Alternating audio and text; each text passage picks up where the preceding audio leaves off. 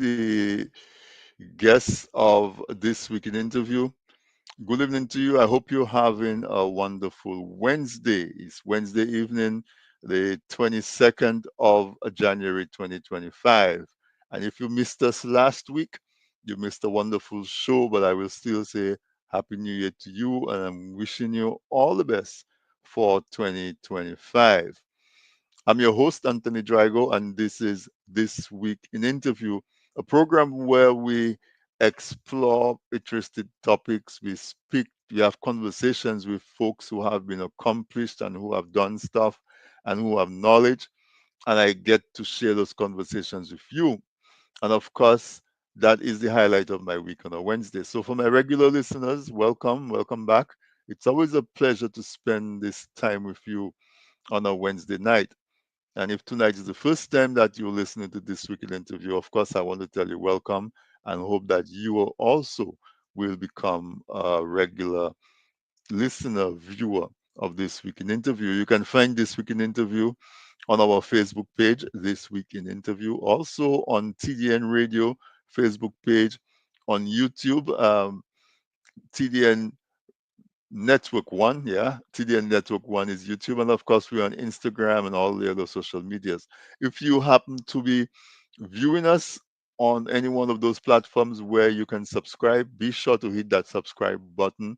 Also, do the notification bar and give us a like. So anytime we come on, you will know that there's one of your favorite programs about to begin.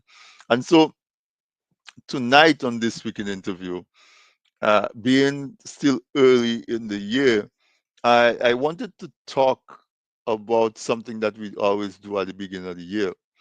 Uh, New Year's resolution has become a cliche, and folks has all different opinions about, well, I don't do New Year's resolution because by February it is done. Nobody achieves the New Year's resolution. But as I always say, no matter what you call it is always good to set goals, set targets. If you don't have something to aim at, then what are you going to hit? What are you trying to achieve? And as human beings, it is innate in us to strive towards, hopefully, what we perceive to be improvement and upward mobility. And so, like, as I said, if you don't have a destination, any bus, train, bicycle will take you there. If you don't know where you want to go, anything will take you there. If you land in Dominica and you don't really have, you just come on vacation and say, let me just experience this place. And somebody meets you there and they say, where are you going to go? And you say, I don't know. I just want to go anywhere. If the person that comes to you happen to be going north and you go with them, you go north. If you happen to go south, you go south. But if you go along with a purpose and you want to see the waterfalls and the freshwater lake and so on, you say, that's where I want to go. And so you will ensure that the people that you go with are the people that can make it happen for you to experience Dominica as you plan. So life is very similar. Life is very similar. We as we go through life, and we want to go from, nothing stays the same, right?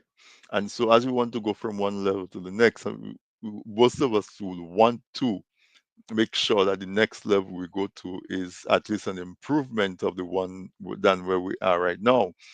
But if we don't have a target, how likely are we to hit that? And so tonight, that is what we're talking about. The topic of tonight is step boldly into your purpose. Step boldly into your purpose. And so, like Helena Dorset says, so you get to nowhere very fast. That's true, or sometimes you get to nowhere, period. But w- step boldly into your purpose is is what we want to spend the hour talking about. Owen Prosper is a usual, regular. Thank you, my brother, for always being on. Catherine is there as well, and we have a few other folks who tune in every Wednesday. Welcome to you. Special welcome to you. So, have you figured out what is your purpose? Have you figured out what is your purpose? And most of us don't, Most of us, sometimes we stumble into it if we're lucky. But how do we go about defining what our purpose is? So we talk about purpose in general. We say, okay, what is your purpose for going to school? My purpose for going to school is to get an education. But you can ask, what's the purpose of getting education? Get an education so I can get a job. What's the purpose of getting a job? So I can support myself and my family.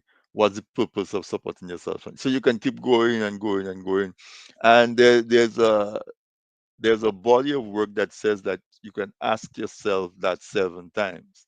And by the time you get to the seventh, what is or why, you will have distilled it down to its most basic form. But one of the definitions that I came across in terms of a definition of purpose, it says that purpose is a unique combination of passion, talents, and contributions. What do you think of that? A purpose, a unique combination of passion, talents, and contributions. So, passion. Usually, when we think of the word passion, we think of a lot of something that has high energy, something that touches us in our heart, something that we will give up our time, our resources, our energy, our emotion to participating in. That usually is the word um, that comes associated with passion. With talent, it has to be things that usually comes easy to us, or we have a knack for it, or we are willing to work at something, and working at it results a in a product that we're satisfied with. So sometimes your talent might be hard work, right? So you might have a dancer or a writer or a carpenter, and they're all talented, but it doesn't mean that it's easy work. It's easy for them because they are interested in it and they spend the energy to pursue it, and so that makes it easy. But it doesn't mean that your talents necessarily make things look easy. We associate a lot of talent sometimes with sports, and but we know how hard uh, athletes work. Athletes, cricketers, we know how hard they train to hone their talent. But it's because they have the passion for it that they're willing to put the sacrifice to develop the talent. And some of us are born with a particular talent. We see young kids who are just playing the piano like they were practicing while they were even before they were conceived, and so on. But also, the part about purpose that resonates with me in that definition is the contribution part of it. Because if it's your purpose, it means that there is use. So, what is the purpose of me? What is my use? And my use might not necessarily be, most times, it's not just for me, it is what is my use to my family? What is my use to my community? What is my use to the world? What is my use to, you fill in the blank? And so, although on the face of it, it seems to be the lesser of the three words when we talk about passion, talent, and contributions. Contributions, I think, is the key to discovering what is our purpose. Buddha says your purpose in life is to find your purpose and give your whole heart and soul to it. Your purpose in life is to find your purpose and to give your whole heart and soul to it. So I guess what he's saying is that we have to try to figure out what is our purpose. I'm not a philosopher, but one of the one of the questions that I ask myself when I have a little bit of downtime, I ask myself, what's in it for a flower? So a flower on a tree, on a plant, and it just beautifies its surroundings. It's beautiful to look at. Sometimes it gives off a fragrance. Sometimes it it contributes to the propagation, the continuation of its species because it attracts bees and birds and and and by they coming to get the nectar that the colorful flower attracts, it pollinates and you get seeds that grow into future plants.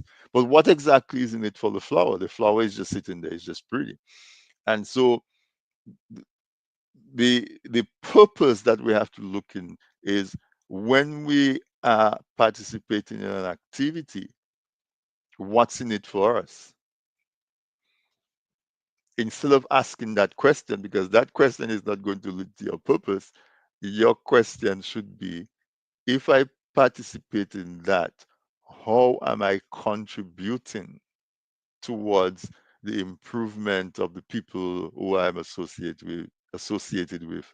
How am I contributing to the earth? If you're interested in the environment, how am I contributing to comfort of my fellow human beings? How am I contributing? And so I believe that in the definition that we have for purpose, contribution is the key to that.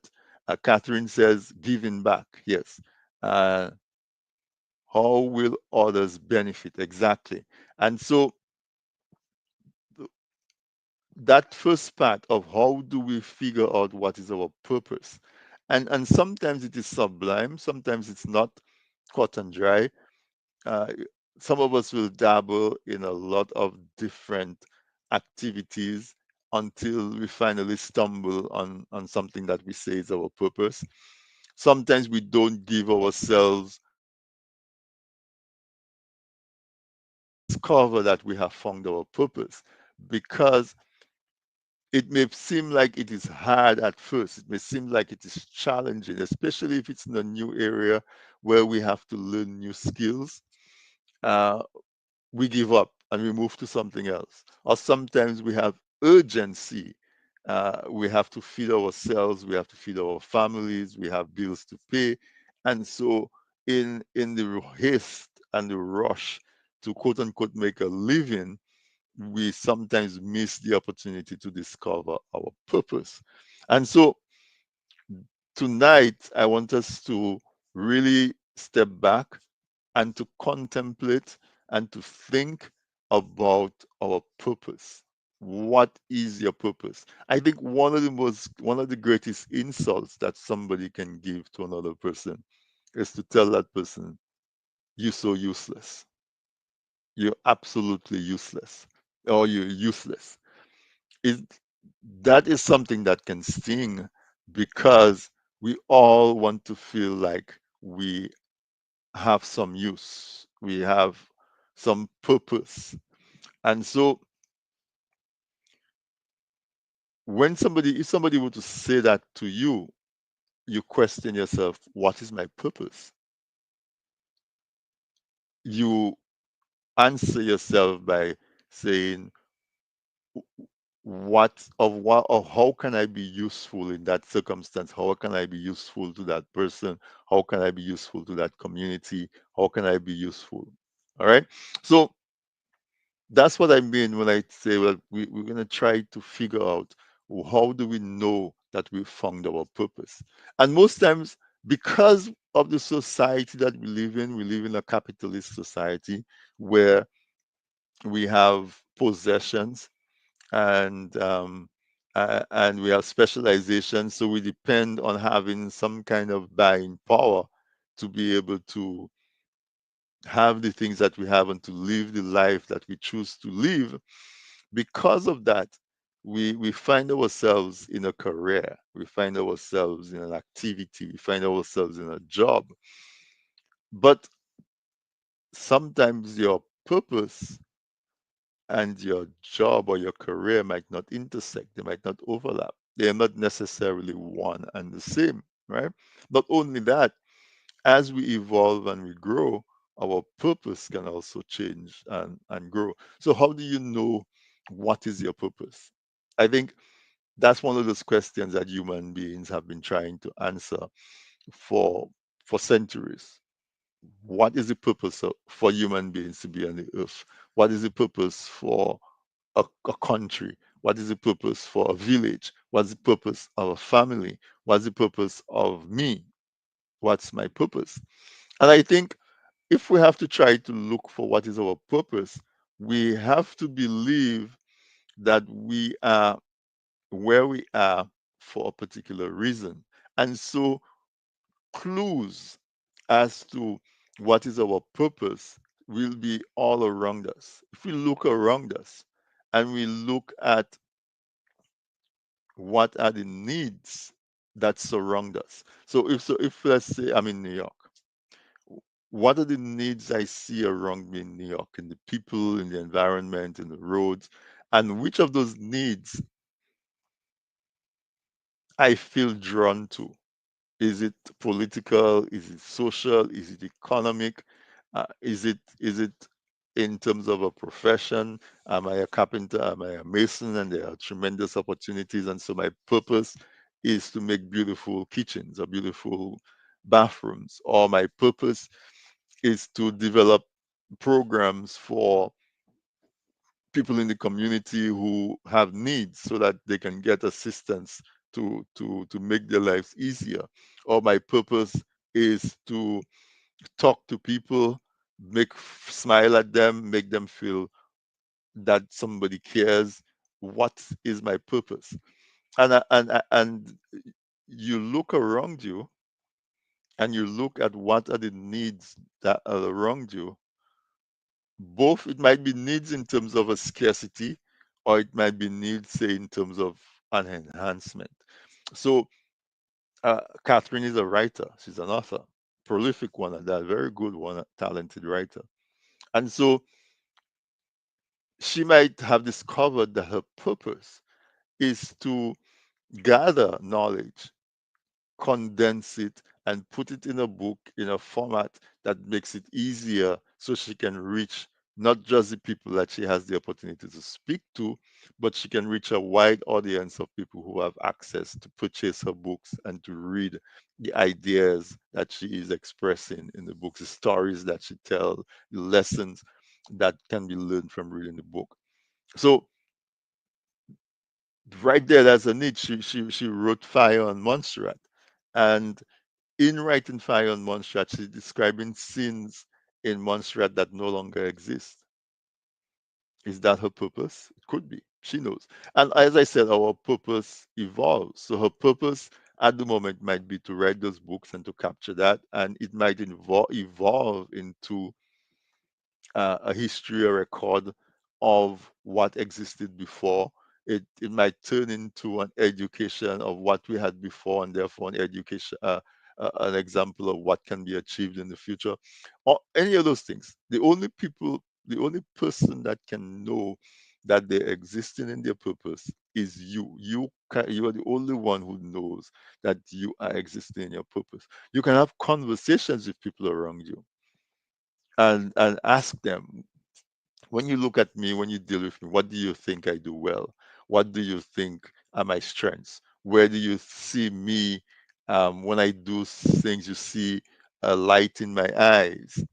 Um, what do you see me get excited about? People can notice those things about you that you may not necessarily notice about yourself, and so that might help guide you into whole zoning in on what your purpose is. But no matter how you arrive at it, it it you will know that you are living in your purpose because you feel very comfortable, you feel very energized when you engage in in that activity. All right. So why is it important to discover our purpose? Because if we believe that we are here experiencing this life to make our own unique contribution, if we are not living in our purpose, there will always be that sense of dissatisfaction. And so you will live your best life. You will enjoy your life the most when you are living in your purpose. even though your purpose might involve sacrifice, right? But you will feel that comfort if you can imagine yourself on your deathbed, and you can imagine the things that you wish that you did. You The things that you wish that you did not do most likely would be related to what your purpose was or what your purpose is. And so we can talk about why do some people never get to live in their purpose, that euphoric feeling, that feeling of sacrifice, of satisfaction, that you're living in your purpose. And sometimes it has to do with fear. Fear fear is that emotion that holds you back. And you might find yourself procrastinating for no reason. You might find yourself um, not prioritizing the things that you have to prioritize because you are fearful. What you say, no, I'm not afraid. But yes, some of us hold ourselves back because we are afraid of trying. We are afraid that if we try, we will fail. So we have a fear of failure, which prevents us from starting in the first place. Some of us are fearful to step out of our current comfort zone because this is familiar to us, and anything that we step out of becomes unfamiliar and becomes painful. And so, comfort can be, how do you say, the trap that keeps us away from our purpose. We might be living in a location that doesn't have the things in it that interest us. But because we have a job, because we have a home, we are afraid to leave that place to go to another place to start, quote unquote, start all over again. But the people that do find out that what they were fearing would happen never happened. As a matter of fact, they usually would wish that they had done it 5 years before, 10 years before, that sort of thing. So fear fear of failure is one of the most um, strongest forces that hold us back. Familiarity and comfort. Our brain always tries to make us stay in an environment that we're comfortable because it it feels safe. So we have to encourage you to figure out what is your fear. Some people will say, I always wanted to be a nurse. I always wanted to be a policeman. I always wanted to learn how to paint. I always wanted to learn about wines. I always wanted to learn. I always wanted to. And then you say, well, why didn't you ever? And they said, I never had the time. And you said, okay, if you take 10 years, 120 months, right? By 52 weeks in a year, by 10 years, that's 520 weeks. You mean that in 520 weeks, you couldn't find the time to enroll in a course that will teach you about wines, and so that you can explore that passion that you have about wines, or that you could learn to paint, or that you could become a farmer. You could not move out of New York City and move to a place where there's more land, so you could be a farmer. You never found the time to say, let me take 3 months and go experience that if I wanted to test it. And so, if you wanted to reframe your perspective, there's something that you always felt that you wanted to do. Just go for it. Try it. Figure out what's the worst that can happen. Then if you examine it and explore it in that way, you might find out that y- you should and you will try it. And it's not that your fear will go away. It's just that you will become bold. You will decide to live boldly in your purpose, right? And do it in spite of your fear. You will do it in spite of your fear. So one of the things is that sometimes we're afraid to start because where our dream is so far away from where we are that we figure that is more effort than I want to give, that I don't have the resources to do that. So what we have to do is to break up that into smaller steps, you know. So decide, make a roadmap, and put, if this happened and then this happened and then this happened and then this, so start with the first one. When you achieve the first one, the second one will happen. And you know something that Steve Jobs said that resonates with me quite a lot, is that he says you cannot connect dots looking forward. So if you want to go from point A to point F, you might say I'll go A, B, C, D, E, F, and you can plan it that way. But when you arrive at F and you look back, you will realize that I went from A all the way to J, and I came back to D, I went to B, and now I'm at F. You know?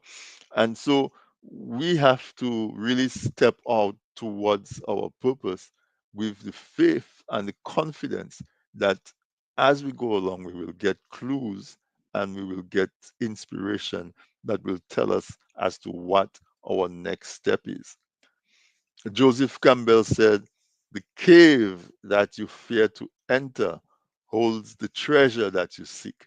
The cave that you fear to enter, you come up, you walk in and you're looking for a certain thing in life, and you come up on a situation like, boy, that situation look like it's dicey. Hmm, that's a lot, that's risky. What you might find out is that if you step into that situation, you find exactly what you're looking for, right? You don't have to be fearless. You just have to take the next step. You know, we hardly ever fearless, right?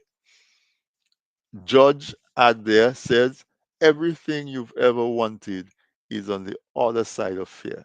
So sometimes, uh, if we see a situation and it evokes a feeling of fear in us, that is usually a key. Usually, I'm not telling you to go reckless, be reckless, but it usually is a key that through that fearful situation is the path towards your next best life. So as we explore this concept a little bit more in terms of living boldly in your purpose, why you wouldn't know that who is looking at you. You never know who is watching you and who is inspired by you. Catherine says, if it's your purpose, the sacrifice will feel like it's worth it. If it's your purpose, the sacrifices will feel like it's worth it. The fireman won't mind sacrificing a few nights a week away from home because he is on hand for the emergencies. Nurses too. That is so true. That is so true. When you're living in your purpose, people look at you and are amazed at the things that you will do for your job and for your career and for whatever cause. And they see it as a major sacrifice. And you just take it in stride and just do it as just a natural course of things because you are living in your purpose. It's not their purpose, right? It's not their purpose, so they don't understand that why you would do that. And that is something else that you want to talk about, is that, sorry, as you as you pursue finding your purpose, you need to be careful how you listen to people, because your purpose is your purpose. You are the one who's going to feel it. Like that, like the song says, feel the rain on your skin. No one else can feel it for you.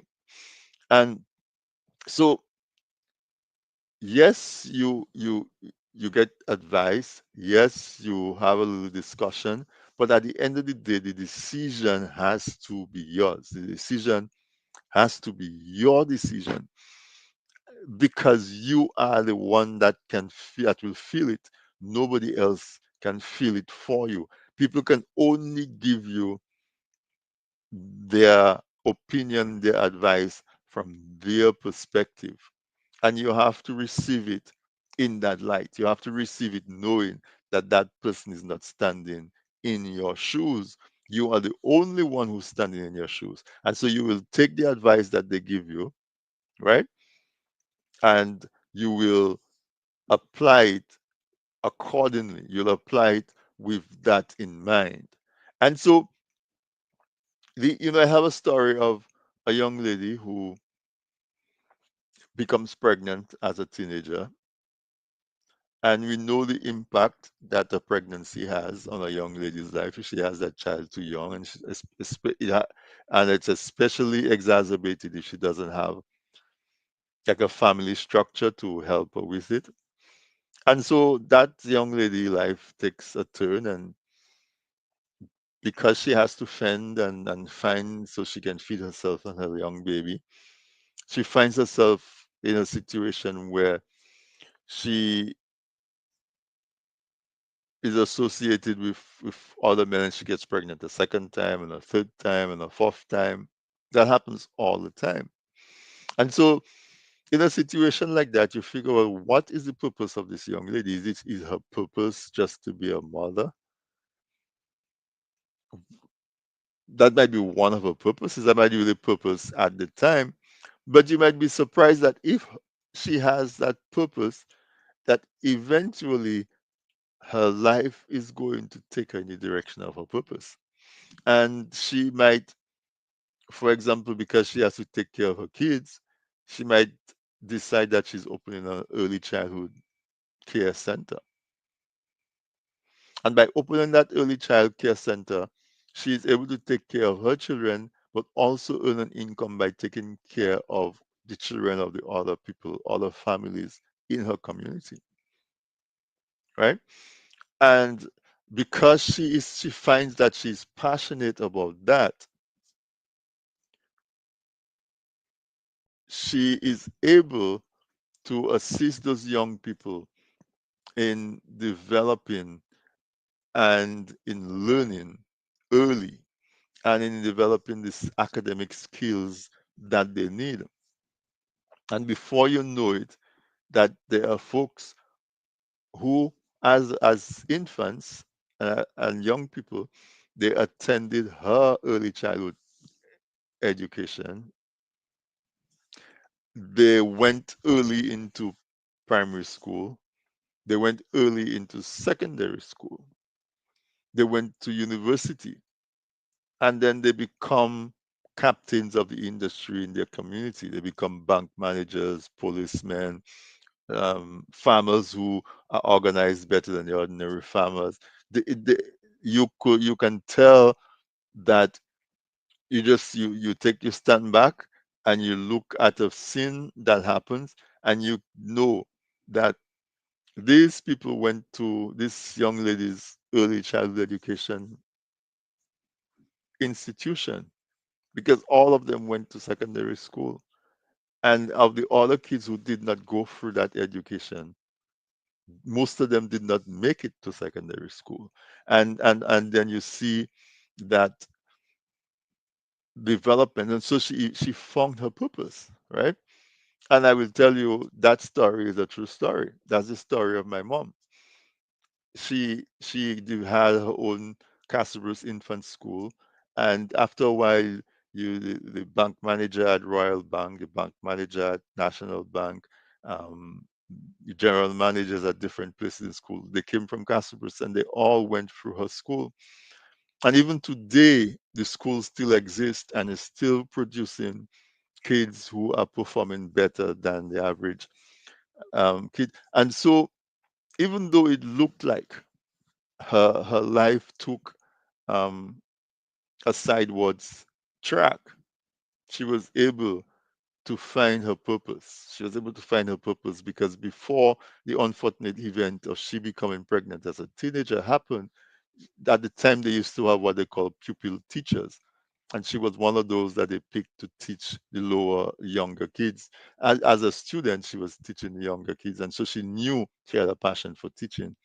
And she knew she had a passion for teaching young kids. And she developed that into her school, and you see the evidence of it.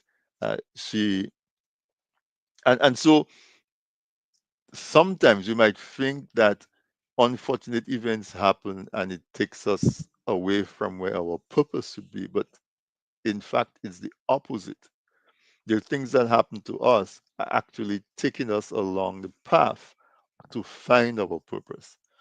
And so it is very, really vital that we live intentionally so that we can pursue our purpose, because that is why we were put here. A flower exists to beautify your surroundings and to also provide a mechanism so that you can have pollination and the continuation of the species. What's in it for the flower? The flower is sitting there pretty, birds come, bees come, and it's just sitting there. What's in it for the flower is that the flower is fulfilling its purpose. And that's it. What's in it for us in this life? What's in it for us in this life is to discover our purpose, to live boldly in our purpose, and make our maximum contribution to that. So I'm going to take a quick break right here. I want you to put some comments in. Let me know what you think. How are you living in your purpose? Have you found your purpose? Has your purpose evolved? That you had a purpose when you were in one phase of life and now you're in a different stage, you have a different purpose. For example, when your kids were young, did you feel like your purpose was to raise your family? And if your kids are now grown, do you feel like your purpose has changed? You have a different purpose? Do you feel that you have multiple purposes? But the objective is to get you to think about the way you live and why you live. When you wake up in the morning, why did I wake up? What is my purpose? Or what use am I? What is the purpose that I work? So stay tuned. Let's get a quick word from our sponsors. And when we come back, we'll continue and wrap up this conversation of living boldly in your purpose.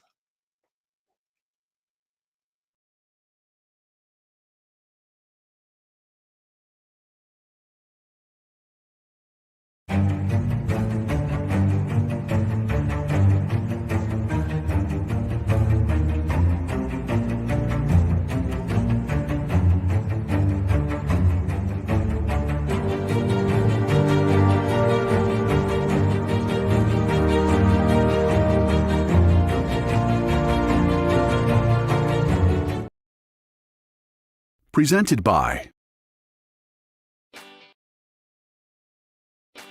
People say I've got a great smile. Well, I have to say, this is all thanks to the professional team at Beacon Dental Group right here in Dorchester, Massachusetts. I've got world-class dental care. Beacon Dental Group has expert and caring staff dedicated to providing the most advanced and satisfactory treatment in all aspects of oral health. Their services are designed to meet your needs and give you a perfect smile, too. General checkups, cosmetic surgery, Gemini laser service, and advanced procedures, all in a state-of-the-art facility. Call or visit Beacon Dental Group today, 1026 Blue Hill Avenue, Dorchester, Massachusetts, or call 617-282-2146 for a smile that lights the world. Looking to promote your business, engage current customers, and reach new people? Well, look no further. From the basic presentation to a fully fledged advertisement, use your video ads to attract customers. At Man's Audiovisual Productions, we do just that. We produce videos for business and event promotions, product demo videos, animated explainer videos, fundraiser ads, and much, much more. Engage your clients and sell online. We customize the video to match your brand design. Guaranteed to play flawless on all devices, including smart TVs. Contact us at telephone number 203-690-4342 or 767-245-6238. Visit our website, mansaudiovisual.com, or email us at derekvideo@gmail.com.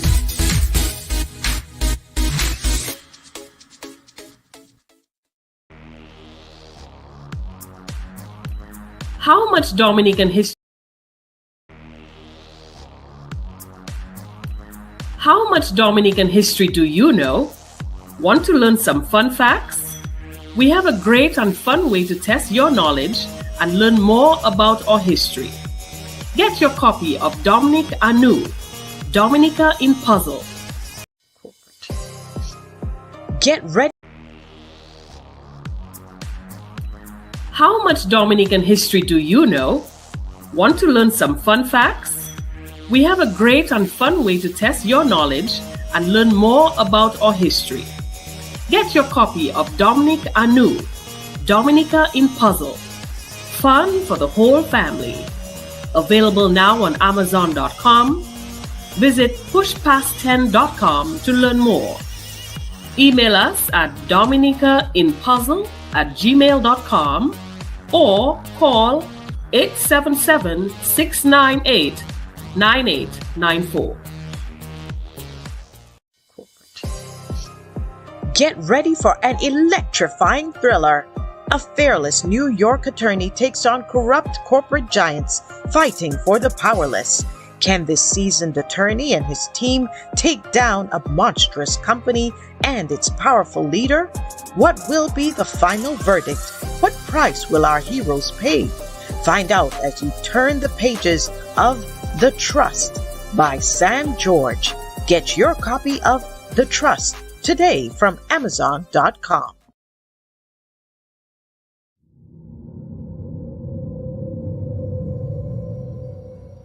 A smart house run by a vengeful AI, a mute witness to an act of unspeakable evil. A breadfruit thief is haunted. A young man unwittingly creates a god. Giant crapos terrorize a community. A witch seeks revenge on her neighbors, and much more. The Piton Noir Writing Collective is thrilled to announce the release of the third book in their acclaimed anthology series, The Flying Crapo. Flying Crapo, Heroes and Monsters. Now available for purchase on Amazon.com. Get your copy today and embark on a journey filled with heroes, monsters, and the magic of the Caribbean.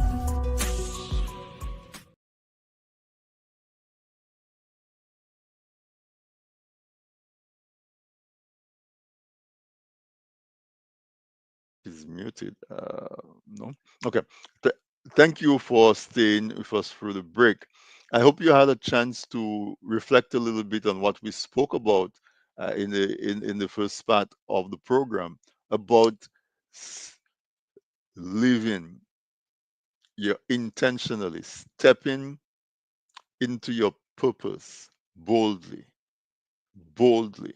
All right, stepping into your purpose boldly. It says that boldness has genius, power, and magic in it. Begin it now. It says that it says chance favors the bold, right? Fortune favors the bold, and so we have to take bold steps. And the reason why I'm saying that is because y- you shouldn't cover your light. You shouldn't cover your light under a bushel. You should let your light shine. And letting your light shine requires a certain level of boldness. You want to embrace your purpose and you want to live your life boldly in your purpose. Because when you do that, okay, when you let your light shine, what you're doing is you're telling people around you that it's okay for them to let their light shine as well. By letting your light shine, you're not trying to overpower and outshine and dazzle everybody else around you. Because you are living your purpose with boldness and with courage, you will inspire those around you to do the same. And so by shining your light, others feel encouraged and empowered to do the same. So that's what we have to do. We have to tell ourselves that trying something and not getting the result that you hope for is better than sitting there wishing to do it. You have to just go ahead and do it. If you've been thinking about it for long enough and you've been thinking about it and thinking about it, that is usually evidence that you need to take the action. So go ahead and take that action. You're living in America and you say, I want to go back to live in the Caribbean. Make a plan, get your suitcase and go. Be bold. Bold, bold. Fortune favors the bold. Take bold steps. And even if nobody else has done it, that's okay because you can blaze your own trail. You can blaze your own trail for others to follow. And whatever it is that you do, act as if it makes a difference. Because guess what? If you don't think what you do matters, if you don't value what you do, if you don't value your purpose, how do you expect others to value it? So you go into a situation where um, you have people who, I guess, because we are or culturally we've become a Christian nation, and Christianity, at least the way it is taught to our people, embodies a lot of humility and self-deprecation. A lot of people diminish their contribution, but I'm saying do the opposite.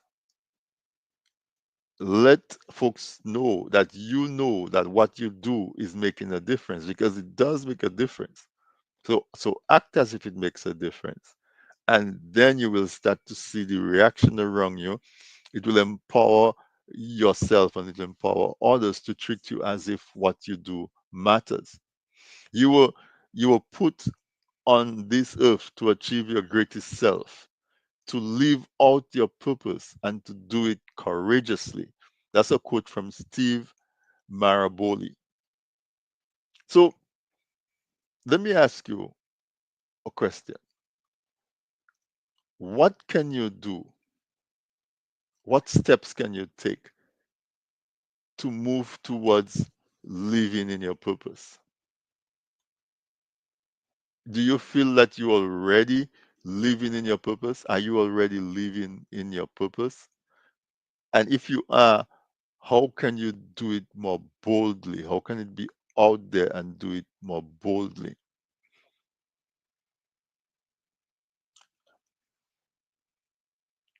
Can you discuss it with someone that you trust, someone that you think will get you, someone that you think that understands you? Can you ask them or just talk to them and say, I love what I do. I'm so happy that I found my purpose and I'm really thriving. And this is how I think I can do even more to enhance the boldness with which I am living in my purpose. Or you can say, you know, I'm a teacher, but my passion is really, I don't know, business. Or I'm in business, but my passion is really teaching. What then can you do to move towards living in your purpose? What can you do to move towards living your purpose? Ask yourself those questions. And do not confuse a career or a profession with purpose. They're two different things. They might be the same. You might be one of the lucky ones where your profession and your career is also a way of expressing your purpose, of manifesting your purpose. And if that happens, great. But your purpose may not necessarily be your career, your profession. You might have a profession as a nurse, a doctor, an engineer, a carpenter, laborer, whatever it is that you do that to make a living. But you might discover that your passion is on a weekend to go coach basketball. Your passion might be at on the weekends to sew, do your seamstress work. You might and therefore make garments for people who need it and maybe cannot afford it, or become involved in a community that does that. Whatever it is, that your purpose is. Your purpose might simply be to be part of an organization because you have some training in accounting and finance. You can become part of an organization and help that organization manage their funds more carefully and be able to raise more money and have a bigger impact on the things around them. Find what sits in your stomach, in your gut, very, very comfortably. Find out what it is that you have to hold yourself back. Every time you see it, you want to jump in and participate. Find out what that is. Those are clues towards what your purpose is. Look around you. What are the needs that you see around you that catch your attention? What are the things around you that you wish you could do something about? Boy, if I win the lottery, I would do. Boy, if I had the money, I would do. If I had the time, I would do this. Those are the clues that will point you towards your purpose, the things that the needs around you that you wish you could do something about, and they keep recurring and you keep seeing examples of them and that sort of thing. Those are clues that point you into your purpose.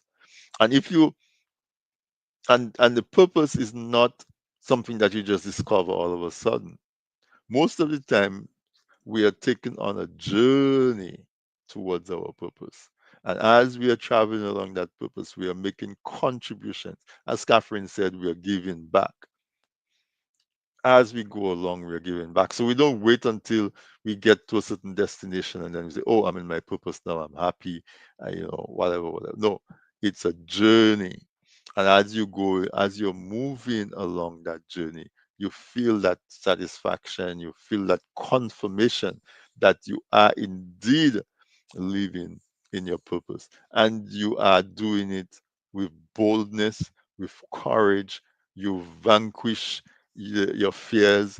You've overcome the resistance that's holding you back from living boldly in your purpose. And so as you go into 2025, we're still in January of 2025. You can do this at any time, but we always try to encourage people to re-examine their goals, re-examine their purposes.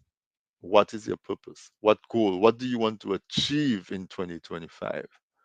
And it's okay if your goal is to save a certain amount of money or to earn a certain amount of money, because guess what? If you have a certain amount of wealth or affluence or cash available, it can only contribute positively towards you living your purpose with boldness. But having said that, let's not wait until we feel that we've reached a certain place and then we can be bold. Some people feel intimidated. Who am I to compare and to participate with so and so? No. At the end of the day, we are all human beings. We have 2 feet, 2 legs, 10 toes, 10 fingers. We have what it takes, right? We have what it takes. And so as we come to a close on this discussion, I hope you enjoy the conversation or the interaction as much as I did, because I think that it's important to live with intention, live intentionally. And what do I mean by that? That take some practical steps. Get a calendar, for example. And if you is something that you care about and you're passionate about, find activities on that calendar and put it in on that calendar and slot it in. And so you know that you have to do something in May or in April. You know the things that you do with intention to make that possible. And similarly, if you care, for example, about people who are homeless. Like right now, it's very, very cold in New York City, and there are so many people who do have who are homeless, right? If you care about them, then you say, okay, what can I do to help that situation? And you take steps to do it. Catherine says, be deliberate about how you choose to live your life. Yes, make conscious decisions. If you find yourself reacting, catch yourself and examine your reaction. And then you can continue if you like it, or you have the opportunity to modify it if you don't like it. But be very, very deliberate. It's a great question. Are you living in your purpose? Has your purpose evolved? True purpose cannot be stagnant. Yeah. So as you grow, your purpose grows with you, right? I mean, it's natural. If you take an example of a child, uh, and if we try to equate purpose with usefulness, it's a loose equation, equating equivalence. But as a child, usefulness you have as a child maybe is just to keep your mom company. As you get older, you help with tidying up. As you get older, you help with bigger chores. As you start to work, you help with finances, and so on and so on and so forth. Your purpose evolves. As you grow and you develop more and more activity, your purpose grows. And so, folks, I really want to leave you with these thoughts in mind that sit down, take some time, be quiet, find out the things that you have in life that you want, that you're going to be grateful for, that you are grateful for. And based on those things that you have, try to figure out what your purpose will be for the next, what your purpose is going to be for the next 30 days, for the next 90 days, for the remainder of the year, for the next 5 years. What is your purpose? Start small if you need to. If you already feel like you're living in your purpose, then how can you enhance it and how can it evolve to the next level? Let us not be afraid to insert our dreams and our desires and try to align them with our purpose and try to align what our purpose is with the things that we do. Okay. So if you know what your purpose is, make sure that the actions that you take, the time that you spend, the resources that you expend are all contributing towards you realizing your purpose. I'm going to leave it there, folks. I hope you enjoyed the conversation as much as I did. It, the hour went by quick. Thank you for those who participated. Catherine, thanks for your invaluable insight and your suggestions. Owen, Prosper as well, always locked in. Folks, if you did not comment, I would not have seen that you were there. But thank you a lot for tuning in. Let me know what you think. Are you living your purpose? I want to do this a lot more. Maggie says healthy conversation. Catherine says, great show. Thank you, guys. Thank you so much. I don't know if part of my purpose is doing this program, but I know like some of the biggest rewards is when I do the health segments and I encourage people to go check up and I get feedback that tells me, thank you for staying on. I went to my doctor and I found out that the so and so was developing, but because I visited, we were able to catch it in time. And so I want you to not only do it on the physical health part, but on the mental health part. And so if we're living in our purpose and we are boldly living in our purpose, it will enhance our mental health as well. So I'll see you next week, Wednesday. It's extremely cold, pretty much all over the US. And so make sure you stay warm. Make sure that you check on your neighbors if you have neighbors who you know may be vulnerable to cold because they're older or depending on where you live, their circumstances. Check on them. If you're in the Caribbean, enjoy the weather. Send some warm thoughts our way, and we will appreciate it. Folks, I'm going to leave you to go ahead and to live. Step boldly into your purpose. And if you're already living into your purpose, boldly step higher. Don't worry about anybody that might say who you think you are or what is this. No, no, no. Take all of those negativity out of your mind and step boldly into your purpose or into the next level of your purpose. All right, folks. So good night, and I will see you again next week, Wednesday. I am from my program last week. My guest was Miss Marie Claire Giraud, and I'm seriously thinking of trying to organize maybe an event that we could get together and go one night on the same night and show some support. Let me know. Email me, text me, let me know if you think it's a good idea. Put it in the chat. If we could get 5, 10, 15 of us to go on the night and support her and let her see that we're proud of her and we appreciate her talent. Let's try to see if we can make that happen. I'll probably create an event and share the calendar so those of you who can come can confirm that it's a possible date for you. All right. So folks, good night, and I will see you again next week. Have a good weekend. Stay warm.